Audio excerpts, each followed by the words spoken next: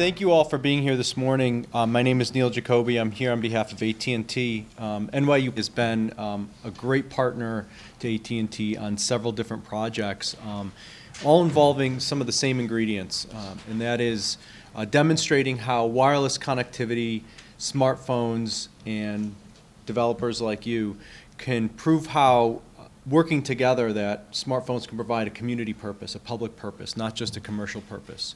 So if that's crowdsourcing data, if that's providing phone-to-phone connectivity like we just did with our traffic safety challenge with the New York City DOT, to help drivers and pedestrians be aware of each other on the road. And of course now with the MTA, this is our second year working with the MTA on AppQuest. And as we're providing service underground, eventually all the subway stations in New York City will have cellular service, and of course we have it above ground. The smartphone can be an indispensable tool in helping folks navigate the system, but also provide awareness to the operators of the system. What's going on, where folks are congregating, in where trains are running, and buses are connecting. AT&T has been working with the MTA on this project for a couple of years in collaboration with NYU to help New Yorkers take advantage of this connectivity and the smartphone technology that they have in their pocket. And every day our smartphones are playing an increasing role in our lives and how we connect with each other and connect with machines and systems all throughout the city as dynamic as New York. And our objective is to, like I said, prove how smartphone technology can provide a public service, a community service, and a purpose beyond just Facebook and Twitter, although we all like that. There's more that it can do.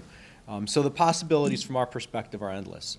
In partnership with the MTA, they have been just an incredibly indispensable partner, an innovative partner in encouraging this development and innovation, in bringing to market sensational products, and encouraging the development of Embark, of CityMapper, and these are all through projects, these challenges that are facilitated by Challenge Post, our partner who's able to bring us all together and focus our work.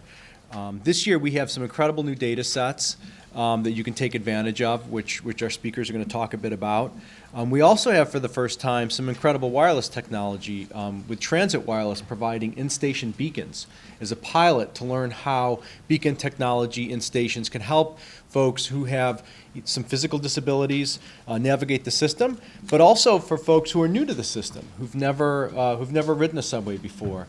And I know as a transit rider like you all from all around the whole city that sometimes when you could go to a station that you've never been before, it is quite confusing. And so we're just beginning to see how this wireless connectivity and smartphones can work together to help us navigate the system and help us learn what's going on in the station with each other.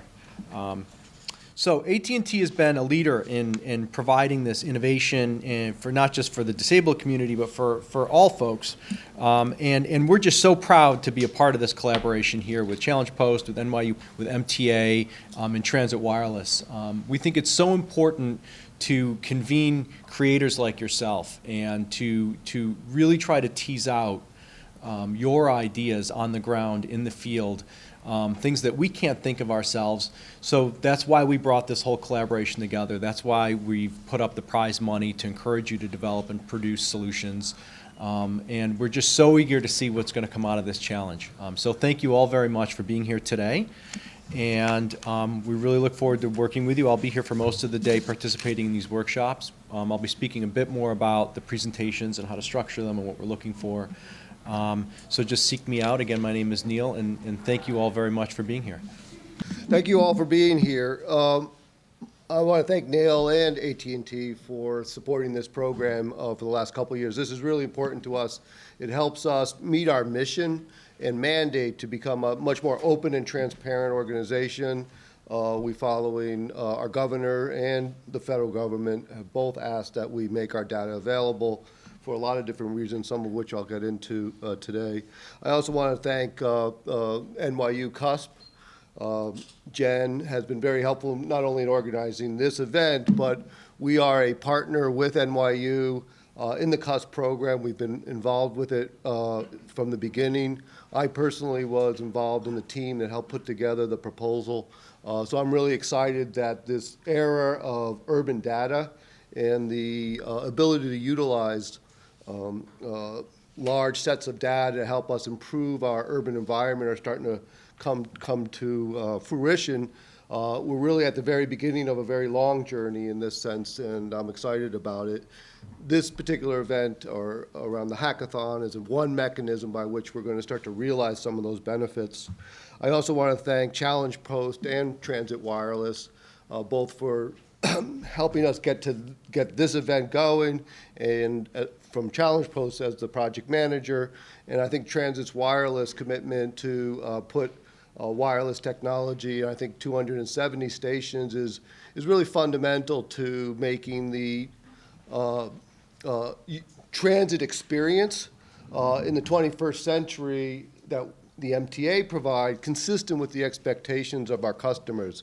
We all expect to have 24-hour real-time access to our smartphones.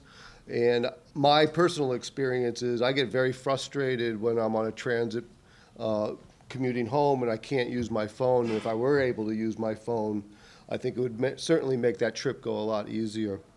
And we're very appreciative to all you developers and designers being here, thinking through for us how to help us solve some of our problems, how to meet our customers' needs.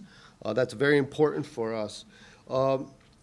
Just so I get to know the audience a little bit, how many people are from NYU or NYU students? Hands up. Developers sort of outside of the NYU community? Nice. And then how many people have done other types of hackathons, either for the MTA or otherwise? A few experienced people? And then later on, if you get a chance, I really would like to talk to you about why you do this and what your expectations are and what you'd like to get out of that, so you can find me. My role, this is sort of a new role for me. I really just picked it up about 3 months ago, in fact. And so I have a new role at the MTA. I'm the Director of Enterprise Information, Asset Management, and Strategic Partnerships. It's a fairly large mandate. My main work is around asset management. We have $1 trillion worth of assets, and I help the organization apply both best practices and information technology, very much like real-time information to help us better manage our assets. And the analogy I like to use is some of you might be familiar with CompStat that the police use to better improve crime. It's sort of taking that ideology or that philosophy and utilizing it to address failures so we become a more reliable service. The MTA really wants apps built because that's what our customers want. And we have some internal capacity to do that, but as you know, it's much easier. You get much more user-centric experiences if you're really going out into the creative community, ask them to help. So we're very important to partner with you. And that's why we're also putting out these data sets, and we'll continue to put more and more data sets out. Part of it is just getting our own internal house in order. So it's very difficult for us to bring these sets together, get them normalized, and get them out to you. It's a fairly substantial commitment on our behalf to make those internal capacities and to keep that and the care and feeding of those supplies. But we're committed to that, and we'll continue to commit to that. If you go to our website, you'll see we have over 230 licensed applications right now using the MTA's logo. And there's far many more that are using our data without referencing the MTA. So that's pretty excited. So we are sort of meeting our mandate in terms of making sure that this information is out there and available and being utilized to improve economic development, customer experience. This is my first App Quest, as I said, and it's an important new role, and I'm really excited to be part of this App Day. And again, I'd like to talk to you individually if you have a chance. I really do want to find out what motivates you.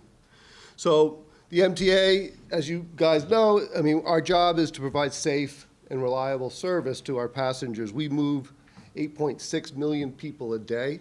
It's a fairly large responsibility. And our chairman, Tom Pendergast, has a vision to become a modern transportation system. We want it to have the feel and meet the expectations of our customers in the 21st century. To do that, we make investments in advanced application of information and communication technologies, and that's really essential to achieving that vision of a modern transportation system. It means putting in place and gathering real-time information about our services and our assets and disseminating that information to our customers, to our employees, and to our partners such as the federal and state government and other transportation agencies. So this idea of real-time information and flowing through a system is critical to our vision of a modern MTA. We invest in information and communication technologies primarily through our capital program. 80% of our capital program, as you may know, we have a $32 billion capital proposal out there. About 82% of that is really around core investments, simply to keep the assets in good working order. But we have a substantial amount of money, 20% of it is towards modernization and expansion. And within those modernization are many of the type of technologies that you guys would be kind of interested in. The real-time information, the countdown clocks, the new fare payments technologies, the help points, all these investments that we want to make to enhance the customer's experience using information technology as part of that $32 billion proposed investment. And my hope today, and one of the reasons why I'm bringing it up, that's not a fully funded program, or it's not a funded program, and over the next 4 or 5 months, we'll be discussing with our stakeholders why it's important to make that investment, and I want to actually enlist your support in advocating that the MTA get a fully funded capital program so that we continue to make these investments to modernize our system. Our commitment to open data is also part of that vision of a modern MTA. And when we talk about open data, we're also talking about it in terms of transparency. And my particular interest from an enterprise information perspective is first and foremost to make that information transparent in our own organization. We have a fairly old, siloed organization with many that came from many different routes. Long Island Railroad's 150 years old. That's been around for a long time, has this deep embedded culture. We just celebrated the 50th anniversary of the Triborough Bridge yesterday under the great master builder, Robert Moses. So we have these long legacies, but with those legacies come fairly siloed cultures and traditions. And the MTA, the modern MTA as it's currently exists, was never envisioned as an enterprise system. And we're moving to this world where enterprise information and the normalization of information is critical. And so we're struggling with that internally, which is one of the reasons why it takes us so long to get new data sets up, because we have to clean that data up ourselves as our set. But again, we're committed to that. We're committed to it because that's what our customers expect. They expect the same user experience that they get at the bank, right? They want to have that accessibility to information about their travel plans, and we're doing everything we can to do that. And opening up this data is also important because it contributes to what we call our triple bottom line. We think by opening up, we are also helping stimulate economic development or entrepreneurship, which is part of our mandate as well as a public organization. It also helps us manage our social commitments to help provide equitable transportation, particularly to people who may not have the means otherwise. And so when we talk a little bit later about accessibility, that's really around our commitment to provide transportation to everyone, every New Yorker, including those that may be either disenfranchised or find it difficult to access our system. And we're going to challenge you guys to think about ways to bring those people into our system and by using information to make the system more accessible. And finally, I think by helping us make transportation, by using information to make transportation easier, to utilize our public transportation system, you're also contributing to our ability to help New York continue to be one of the lowest carbon footprint of all cities in the United States. Utilizing the MTA system has a direct impact on the quality of our environment. And the more we can make our system more accessible, the better the quality of our environment will be. So, and information is a key element in helping people make the decisions about how to utilize the system versus, say, taking a car.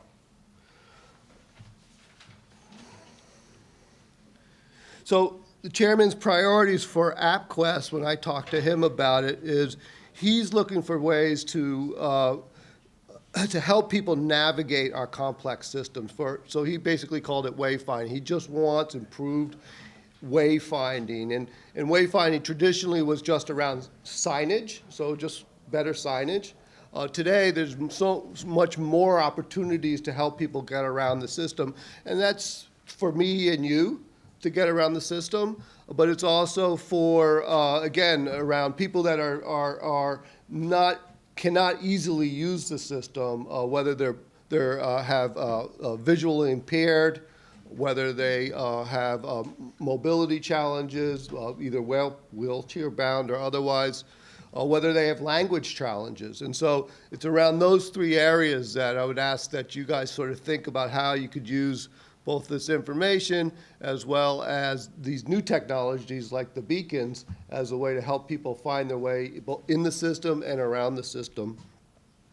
Some examples around that might be helping people make the intermodal connections, both from the MTA, our system, our commuter rail system, our bus system, and our subway system, but also connecting with other types of transportation, maybe ferries, taxis, the bike share program. So that, again, what I like about the app development community, in particular the user experience community, help us envision the end-to-end user experience for transportation, utilizing the information and the smartphones or other means for bringing information to them that is irrespective of the bureaucratic jurisdictions that are responsible for those modes.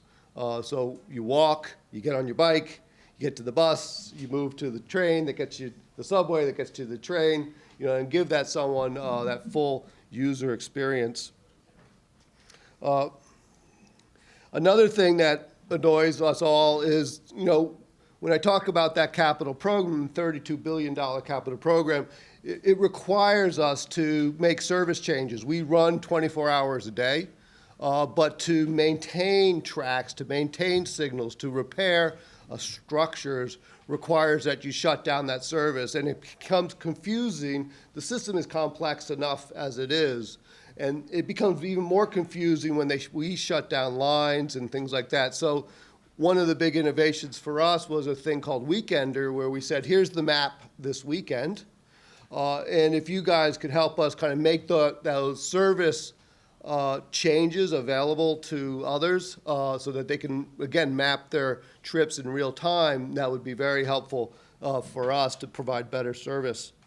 Another is that, the multiple languages that are used in New York are, we don't have multi-language signs. And so that affects two groups, really. It affects our native New Yorkers who are non-English speakers, but one of the largest groups of people to use our system on a regular basis as a percentage are actually tourists.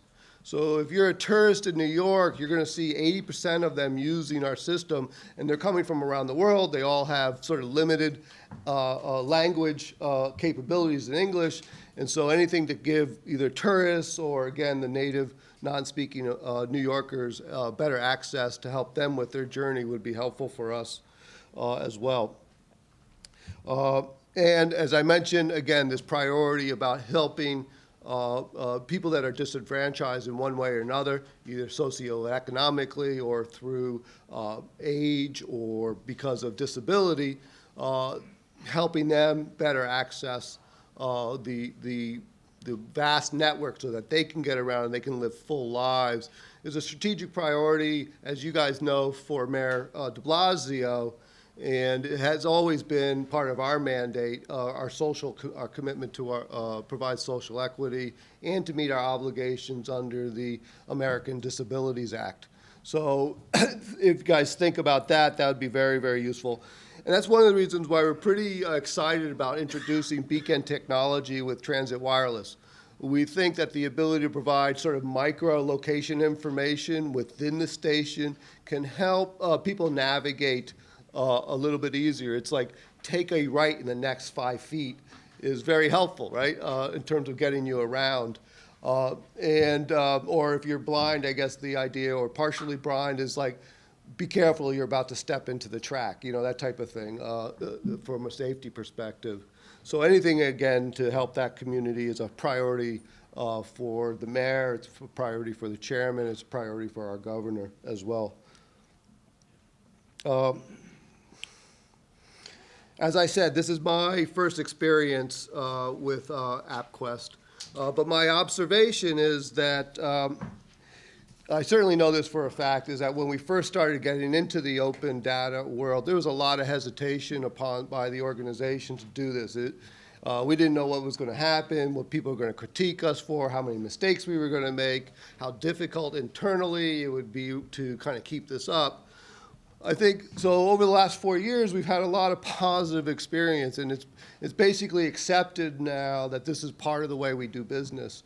And part of that is because of the great work that you've done of creating applications that the customers have found useful, and that we as a business find that it serves the interests of our organization, and we're really excited about that.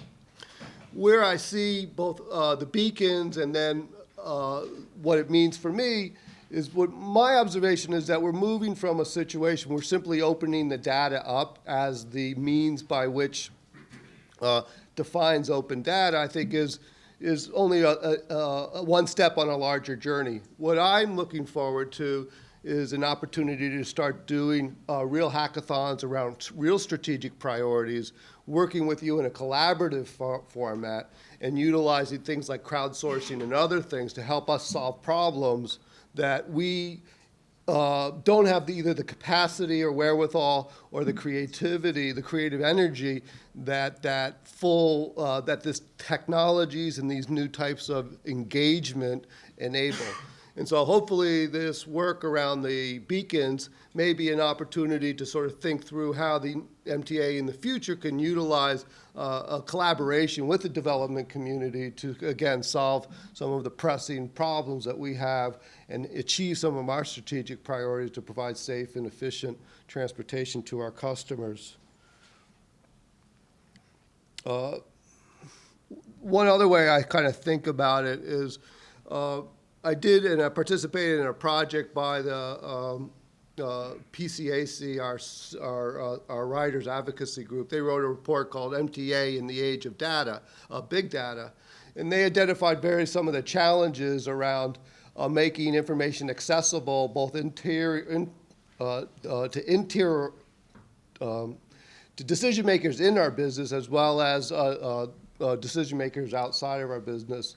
So this idea of using large data sets to make the MTA more transparent and to improve our decision making is really an important strategic priority. So for us, it's about the customer experience, but it's also about improved planning and decision making, and it's also about transparency.